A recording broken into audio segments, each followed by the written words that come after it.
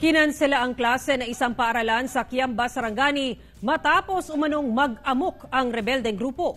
Samantala mahigpit ang monitoring ngayon ng otoridad sa naturang lugar.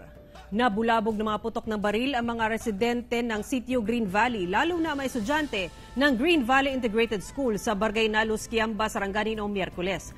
Makikitang mabilis lumikas sa mga estudyante at mga guro sa mas ligtas na lugar.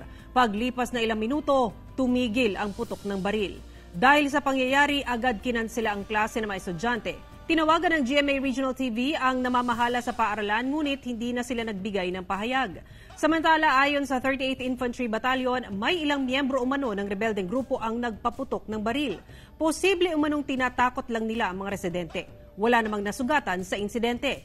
Nilinaw rin ng otoridad na ang sunod-sunod na putok na baril na maririnig sa video mula umano sa kasundaluhan na nagsagawa ng clearing operation. Sa ngayon, mahigpit ang monitoring ng kasundaluhan sa lugar.